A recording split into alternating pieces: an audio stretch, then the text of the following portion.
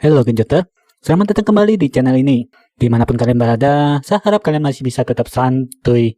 Oke, pada video kali ini, saya akan merangkum sebuah film yang berjudul Indecent Proposal. Film ini menceritakan seorang suami yang rungkat gegara judai, hingga sang suami rela menjual istrinya kepada seorang pria kaya. Nah, bagaimanakah nasib mereka selanjutnya? Oke lah, daripada kebanyakan dengar ocehan saya, mending langsung saja yuk kita ke alur ceritanya. You're a superhero. Awal film diperlihatkan sepasang remaja yang sudah pacaran sejak SMA, sedang melakukan lamaran di saat usia si wanita baru 19 tahun. Walaupun orang tua si wanita tidak setuju, tapi mereka tetap kekeh dan memilih nikah muda sekaligus kawin lari. Lalu scene pun berlari ke masa depan, di mana sang suami yang bernama David ini beserta istrinya yang bernama Diana hidup sederhana. Di sini David bekerja sebagai arsitektur kecil-kecilan, tangan kanannya bekerja, dan kirinya sibuk menjelajahi dua gunung kerucut Diana. Hidup mereka begitu harmonis dan saling memberikan kenikmatan basah satu sama lain. Sampai akhirnya kedekatan mereka pun bertambah ketika mereka memutuskan meminjam uang di bank untuk membangun sebuah rumah dekat pantai. Tapi saat rumah mereka masih belum selesai dibangun, keadaan ekonomi di sana mengalami resesi hingga kacau. Dan hal itu tentunya sangat berdampak pada kerjaan si David. Hingga akhirnya dia pun di-PHK. Karena tidak punya lagi uang, David menjadi bingung dengan cicilan pinjaman bank dan biaya hidup ke depannya. Beras terus naik, gas melon hijau susah, gula pasir pun juga langka. Dia juga sudah minjam duit ke orang tuanya, tapi tetap saja tidak mencukupinya. Alhasil dia pun mempunyai ide dan pergi ke Las Vegas. Di sana si David pergi bermain judai, dan Diana sendiri berpisah dengan David karena pingin lihat-lihat. Saat sedang nyoba gaun, datang seorang mas-mas sukses dan takjir yang menanyakan Diana kenapa dia tidak memakainya. Dia juga akan memberikan untuknya. Karena merasa kalau mas-mas ini sedang menggodain dirinya, Diana pun pergi meninggalkannya. I really think you ought to have the dress. Let me buy it for you. Sedangkan si David lagi senang banget karena sedang gacor-gacornya. Dia max win sampai besar-besaran. Dan di sana ada si mas-mas barusan yang terus memperhatiin Diana dari kejauhan. Karena masih kurang cukup dengan duit harumnya, keesok harinya mereka kembali lagi ke tempat itu. Tapi bukannya melipat gandakan duitnya, mereka malah jadi rungkat akibat kalah dalam berjudainya. Dan si Diana pun mewek karena tidak bisa withdraw lagi. Nah, saat mereka tidak bisa lagi untuk depo, mereka pun gabung buat nontonin seorang miliarder yang sedang berjudai. Ternyata itu adalah mas-mas tajir yang kemarin Diana lihat. Si mas-mas ini bernama John. Dia merupakan orang yang sangat kaya raya. Karena si John sadar kalau Diana sedang menontonnya, dia pun meminta izin kepada David untuk meminta Diana menemani dirinya saat berjudai sebagai keberuntungan. Dan David pun kagak masalah akan soal hal itu. John juga mengajari Diana tata cara berjudai kelas atas. Bahkan dia sama sekali tidak masalah kalau duitnya hilang begitu saja sama Diana. John juga sampai ganti permainan buat Diana dan taruhan sebesar 1 juta US dollar dan menyuruh Diana yang memainkan permainannya. Dan di sini gacornya Diana memenangkan taruhan tersebut.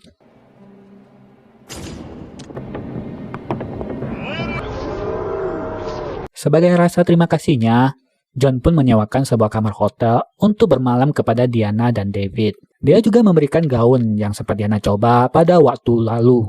Dia juga mengajak David dan Diana untuk menghadiri sebuah pesta dan minum bersama. Lalu saat mereka sedang asik main biliar, John pun berbakan kalau dirinya ingin membeli Diana dalam satu malam seharga 1 juta dolar. Di sini si John meminta izin kepada David, dan uang 1 juta dolar itu cuma hanya buat semalam doang bersama Diana. Mendengar nominal yang begitu besar, si David menjadi agak linglung. Apalagi mereka perlu uang untuk membayar cicilan utang ke bank sebesar 50.000 US dollar. Tapi di sini David dan Diana sepakat untuk menolak tawaran itu. Dan saat malam hari, si David dan Diana tidak bisa tidur karena masih memikirkan tawaran itu. Akhirnya Diana pun buka mulut kalau dia akan melakukannya buat David. Karena dengan cara itulah, mereka bisa menyelesaikan rumah mereka dan melunasi pinjaman mereka. Akhirnya mereka sepakat untuk menerima tawaran itu. Keesok harinya, David pun menelpon temannya, sekaligus pengacaranya yang bernama Jeremy, untuk mengurusi semua perjanjian itu. Selesai menandatangani kontrak perjanjian, David pun meninggalkan Diana bersama John di sana. Lalu Diana diajak naik helikopter untuk pergi ke kapal pesiar milik John. Di sana Diana pun mandi, berdandan dan pakai gaun yang sudah disediakan. Setelah itu dia pun pergi menemui John yang sudah menungguin Diana di luar kapal. Di sini John memperlakukan Diana dengan lembut, tapi akhirnya tetap saja digenjot juga. Si David yang lagi nungguin di hotel tidak bisa tidur semalaman. Dia begitu gabut dan menyesal dengan apa yang sudah diperbuat. Dan saat Diana sudah sampai, mereka pun berpelukan sambil menangis.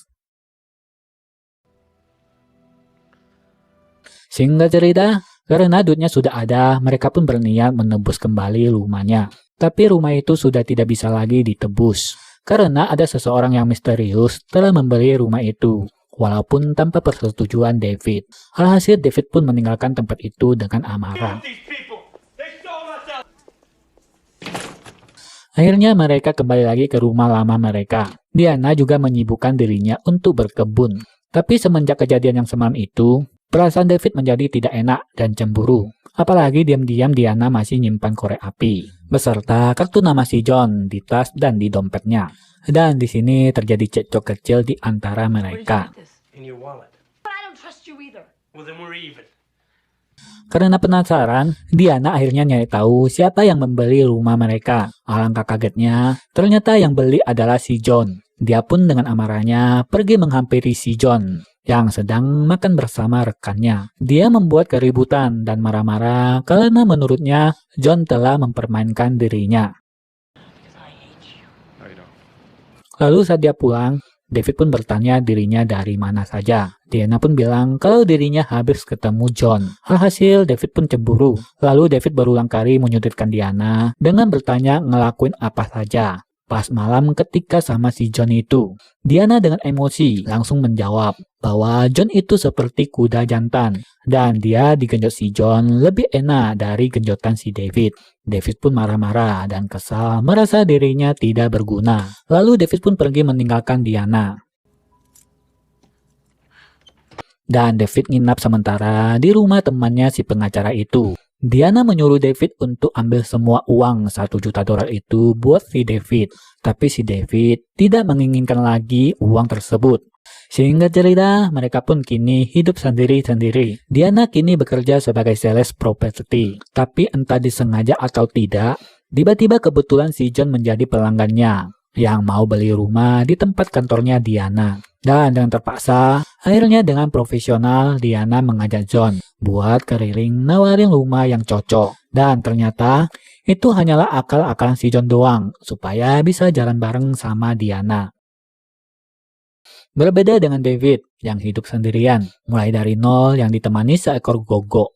Kembali ke Diana, dia juga mengajar di suatu sekolah. Tapi lagi-lagi John membuat kejutan lagi kepada Diana. Dia juga antarin pulang dan mampir main ke rumahnya. Dan di sini si John menceritakan masa lalunya kepada Diana.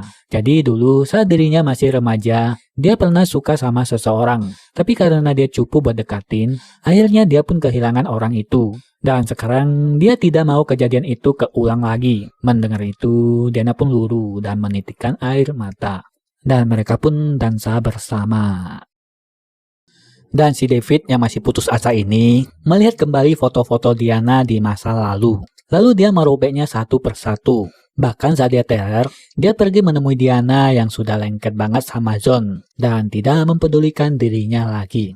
David akhirnya sadar, dia pun dikit-dikit mulai bangkit lagi buat membenahi hidupnya. Dia juga mulai melamar kerja dan menjadi seorang dosen, berharap hidupnya berubah dan bisa move on dari Diana. Dan kabar buruknya pun datang dari temannya si pengacara itu. Katanya Diana minta cerai secara sah. David yang sadar banget kalau levelnya kalah jauh sama si John, akhirnya pergi menemui Diana dan menyetujui perceraiannya. Tapi dari kejauhan, John memperhatikan mereka berdua. Dan nampaknya dia tidak tega kalau mereka akan pisah begitu saja.